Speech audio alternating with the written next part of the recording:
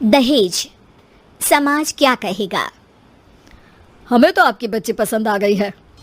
हमारे लड़के की कद काठी के हिसाब से देखे तो दोनों की जोड़ी बहुत अच्छी लगेगी।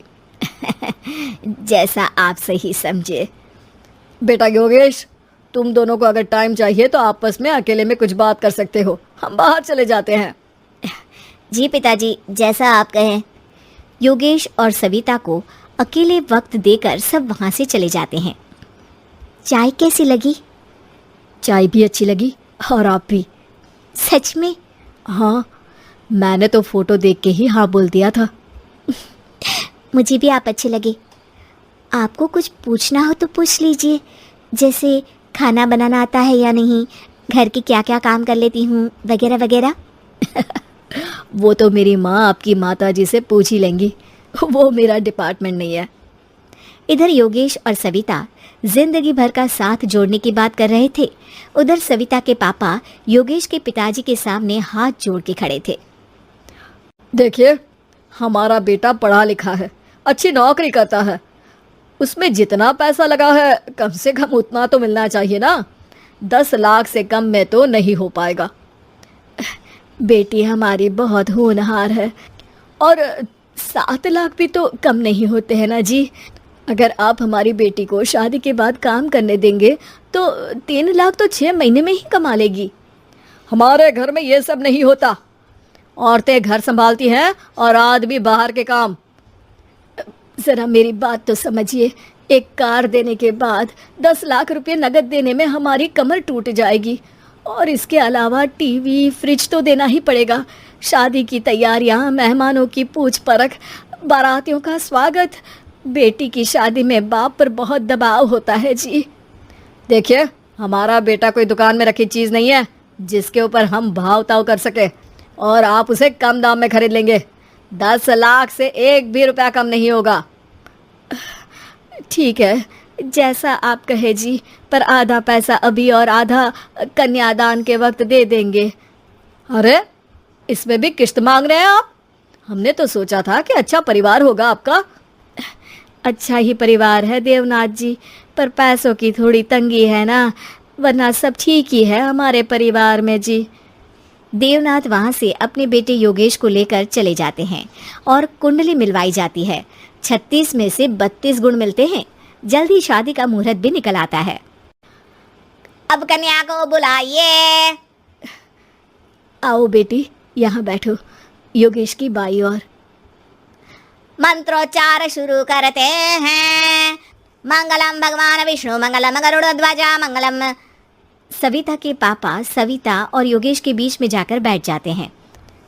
बेटी, तेरी माँ को यहाँ बैठना था, पर तेरी विदाई नहीं देखना चाहती होगी शायद, इसीलिए पहले ही चली गई।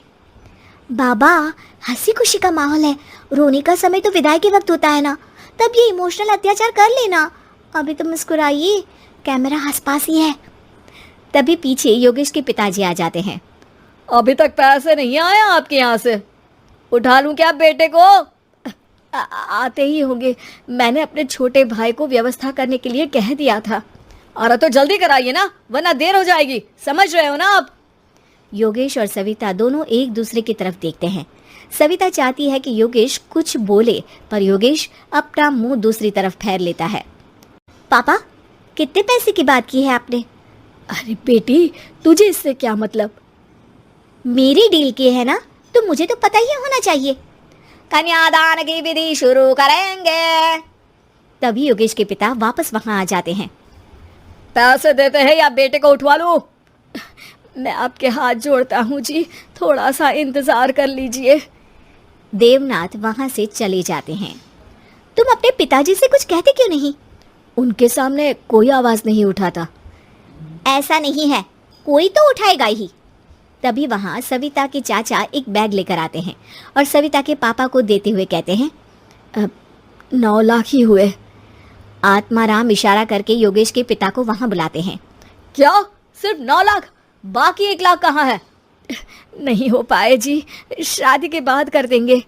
अरे आप बात से पलट रहे हैं, जल्दी से अभी के अभी पूरे पैसे लाइए, वरना बेटे को उठाऊं क्या? देखिए, मैं आपके पाँव पड़ता हूँ। रुक जाइए पापा, रिश्ते हाथ पकड़कर जोड़े जाते हैं, पांव पकड़कर नहीं। बेटी तू चुप रह। नहीं, ये कब से बस कह ही रहे हैं कि उठवा लूं, पर कोई उठ ही नहीं रहा। लो, मैं ही उठ जाती हूँ। बेटा, अपशगुन हुआ। दहेज लेना सबसे बड़ा अपशगुन है, पाप है, पाखंड है। और योगेश, तुम्हें मैं पसंद हूँ तो कुछ बोलते क्यों नहीं? और तुम्हारे पिताजी, अरे देवनाथ जी, आपके नाम में ही बस देव है, काम तो आपके असुरों जैसे हैं। पर गलती आपकी नहीं, गलती मेरे पिताजी की है, जो आप जैसे लोगों को घर की दहलीज भी चढ़ने देते हैं। लेकिन एक बात साफ है, मैं आपके घर की दहलीज कभी नहीं चढ़ूंगी। अरे बेटा, समाज क्या कहेगा? यही कहेगा कि सविता के भीतर की माँ दुर्गा जाग गई थी, जिसने पापा के खिलाफ, गलत के खिलाफ आवाज उठाई।